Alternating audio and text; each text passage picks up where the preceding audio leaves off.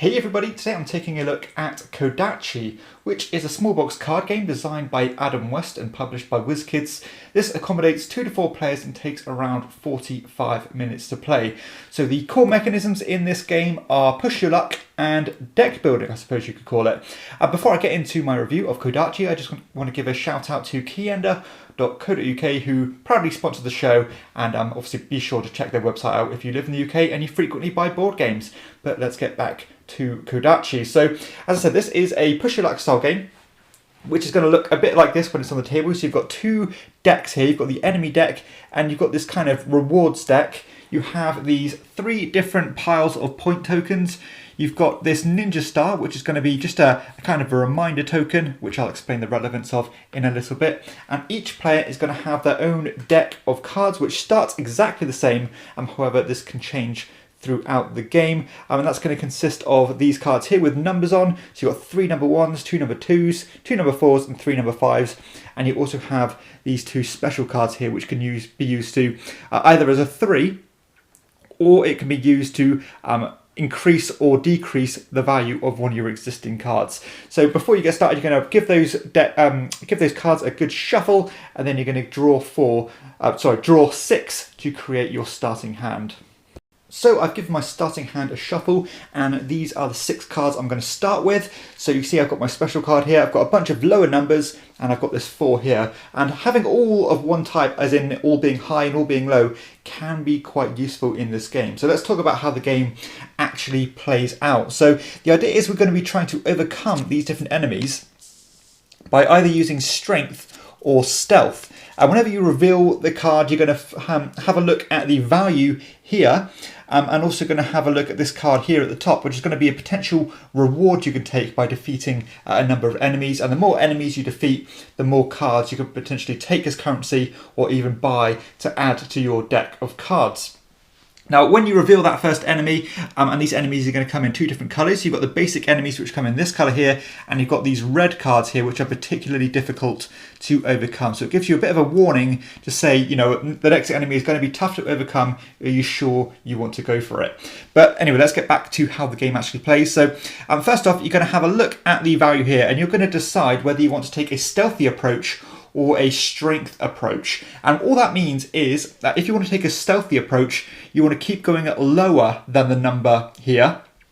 Or if you want to take a strength approach, you want to go higher than the number there. So at the moment, you can probably tell quite intuitively that most of my cards are low, so taking a stealthy approach is probably going to be the best option. So what I'm going to do then, I'm going to make sure that this ninja star is on the stealthy side, because this is the stealth side, this is the strength side. So I'm going to show that there just to say that I've committed to going stealth, and I'm not going to be able to change that until I've stopped my little run.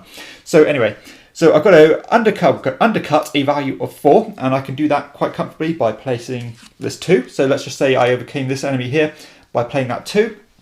And then what I can do is I can stop, or I can continue. Now, considering I've got quite a good hand of cards here, I'm going to continue. So then I'll draw the next couple of cards. So again, the rewards card and the enemy card here, which shows a value of 1. So this is actually a really difficult card to overcome if you are taking the stealth approach. But if you went for a strength approach, it's quite obvious you can get higher than a 1 quite easily. But very fortunately, I have a 1 card here, and yes, I would normally have to undercut that and ties would not win, but I can actually pair it with one of these special cards to undercut that value by another 1 to take that down to a 0, so I can still overcome this enemy, because again, my value was 0 and the enemy's value was 1. And again, I could continue or I could stop where I am, but let's just say I'll go for 1 more at least, and draw another one here. And like so, draw another enemy card and another rewards card, and I have to undercut a 3 now, and I can still do that quite comfortably. So let's just play a 2, which means I've defeated this enemy as well. And then again, I need to decide whether I need to continue or to stop. So now you can see a red card has come up, and I'm a bit scared about that because I don't have too many options left. You know, if I draw a 1, or have to undercut a 1, then I'm going to be out of luck and not going to be able to do that, and I'm going to go bust and not take any cards as a reward. So for that reason, I'm going to stop and say, look, that's what I'm done. I'm not going to fight any more enemies. Now, when that happens, you're going to discard all the cards that you've played, into your discard pile, which will not be cycled around until you go through all your existing cards, just like a standard deck builder. And then you're going to take a number of cards depending on how many enemies you've overcome.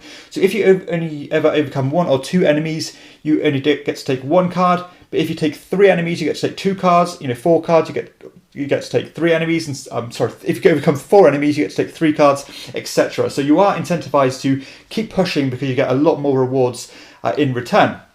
So as I said, I can take 2 cards at the moment because I've overcame 3 enemies. And what I can do is I can either take these cards at the bottom here, which are count as currency. So you see here in the top left-hand corner, you've got these different icons on. So let's just say I took this card here.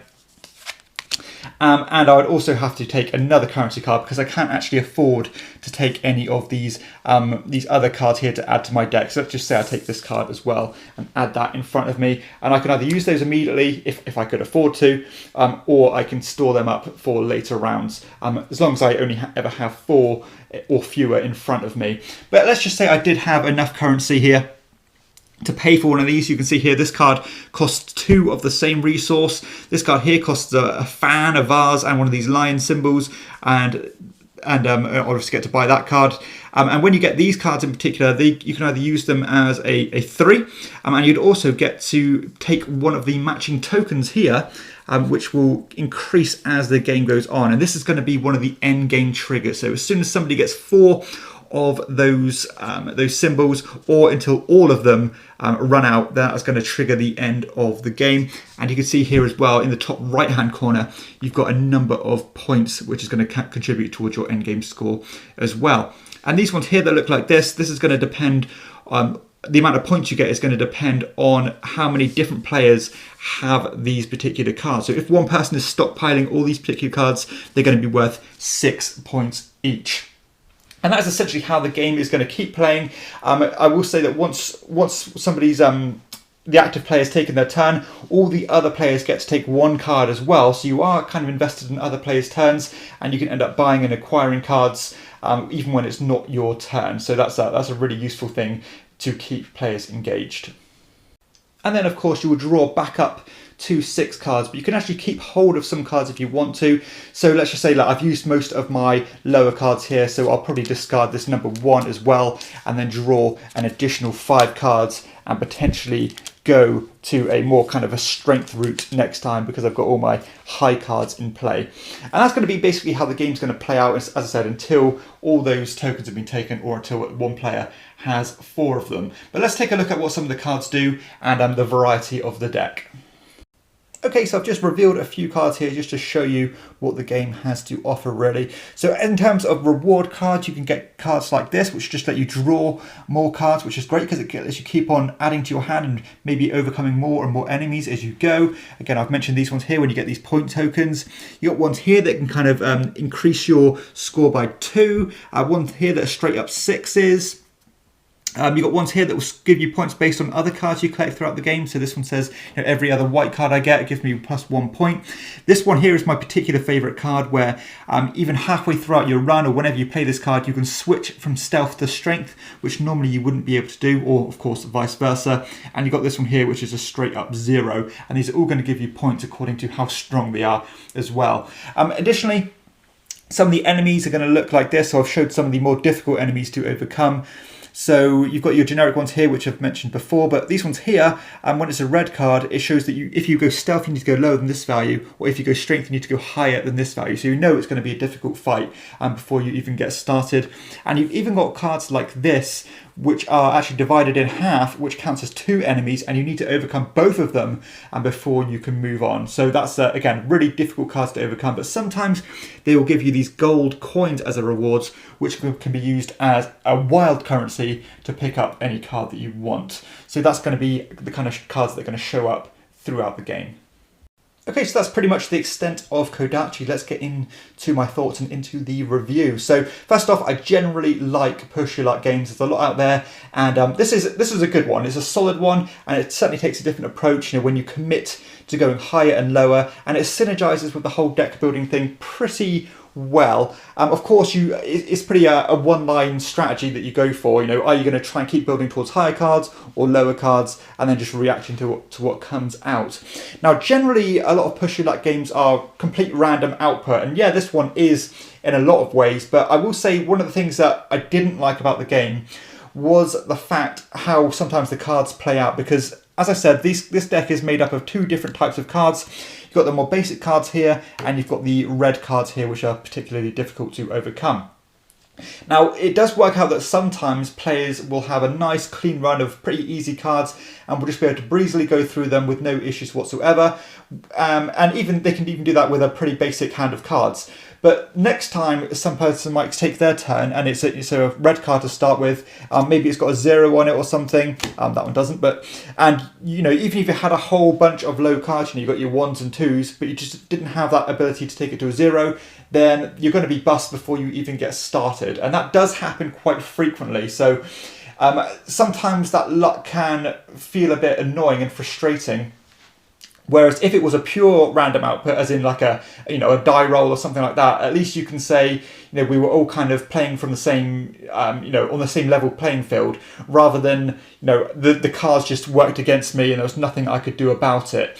So that for me was a bit of frustration, and one of the things I didn't really like about the game. It can just really work against you through no fault of your own. Now, I know you can say, and you can kind of counterpoint that by saying, yeah, it's a push your luck game, that's what the game's about. You should be trying to go through as many cards as you can and then trap your opponent by leaving them a red card to overcome. But in practice, it doesn't really feel that fun when that happens, particularly when you wait for other players to take their turn.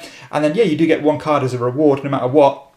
But when it's your card, when it's your whole turn and you don't get a single card out of it, that just doesn't feel quite right for me. But other than that, I do think the actual deck building is okay. I mean, as I said, the strategy is pretty simple. You want to keep building towards higher cards or lower cards. But I suppose sometimes you can take a more versatile approach. Even though you might not push really far, you might be able to at least get a few cards for doing so, rather than putting all your eggs in one basket and going for a completely tunnel-visioned approach. I do really like the variety of the different cards you can collect throughout the game, and particularly the ones that let you draw cards and the ones that give you these tokens. That's all good fun. However, I will say that the way you acquire the cards does feel a bit jarring at times, because a lot of the times you'll just be taking a couple of cards and you won't be able to buy anything. So you are kind of collecting resources this turn in order to buy something next turn. And that just means that you're taking a bit of a lucky dip because you don't know what's going to come out next turn. So that is something that, again, can leave you feeling a bit high and dry when you've put all your efforts into collecting a particular type of resource and then nothing comes out that uses that particular resource. Yeah, of course, you can go for these wild ones, which are going to be great if you do get your hands on them. But generally, you don't really know what you're building towards unless you have a particularly good run like this. And then you can take, say, 4 cards. You might be able to take, this card, this card, and this card in order to buy this card.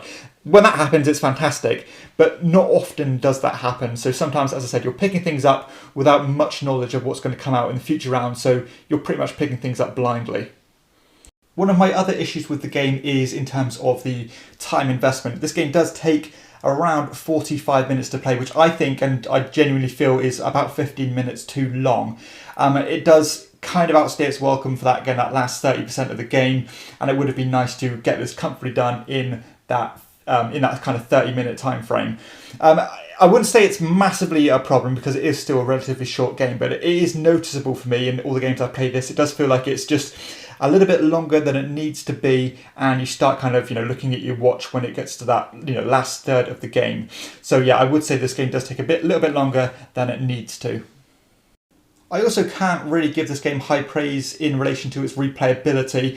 And once you've played this a few times, like I have, I don't really see the need to go back to it. There's not really much else to explore or anything like that. Again, perhaps if it was a shorter game, it would be something I can get to the table a lot easier. But because it is going to take that 45-minute mark, I'm not really going to be seeking to get this back to the table.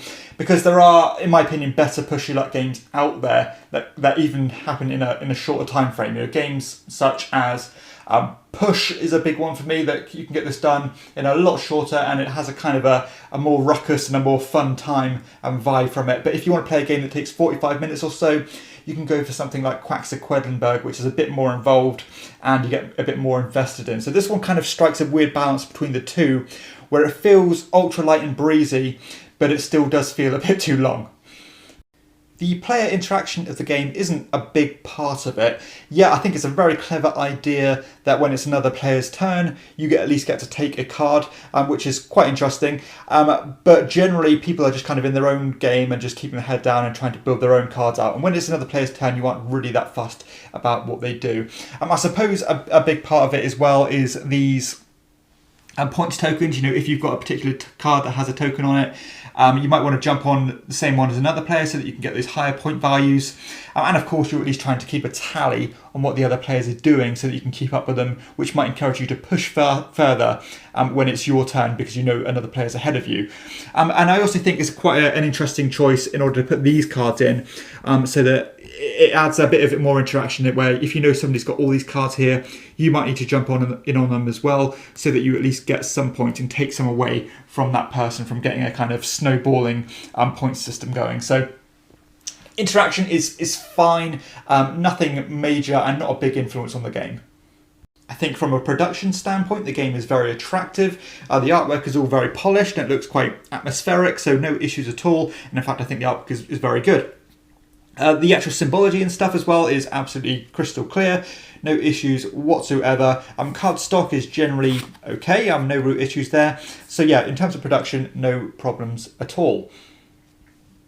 And I will say one of the biggest advantages or positives about this game is the sense of progression, because a lot of push your luck style games, you don't really kind of crescendo towards anything. It doesn't really feel like you're getting anywhere and every turn feels like you're starting from scratch. Whereas in this game, you are, again, acquiring these cards to add to your deck, which can make you overcome more and more enemies, particularly as you're drawing more cards and getting better cards out. So it does feel like you are becoming slowly more powerful as the game develops, which I think is a bit of a USP for this game. Now, I know you can say games like Quacks of Quedlinburg do that as well, and yes, it does. But this one, in terms of a card format, does that pretty well, so no issues at all there, and at least it's made an effort to, again, feel different towards the end of the game than it does at the start of the game.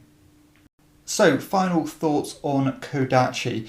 Generally, I think this is a decent game. I think it's got some good ideas, and, you know, as a general concept, the deck building and push your luck synergize with each other quite well. However, I do think this one isn't really a standout amongst the pack of great push your luck games out there. I think this one is kind of a notch or two below some of those aforementioned games, such as Push, such as Quacks of Quedlinburg, and even games such as Can't Stop I'd rather choose before getting Kodachi to the table. And for that reason, of course, I cannot really warrant recommending this game, or I certainly won't keep it around in my collection for much longer. I don't really think it's anything revolutionary, I don't think it's anything special, but I do like some of the original concepts, you know, such as committing to one of two of those different strategies, that stealth or strength approach. It is something at least different, a polished product, and I think a lot of people could enjoy this one. Thank you so much for checking out this video. If you found it useful or at least somewhat entertaining, then please hit like and consider subscribing if you haven't done so already. Additionally, if you wish to support the show, because I am a one-man operation and I don't get any support from publishers, then please consider backing on Patreon at patreon.com/chairman of the board, where you can back for as little as £2 per month. Thank you so much, and I'll see you next time.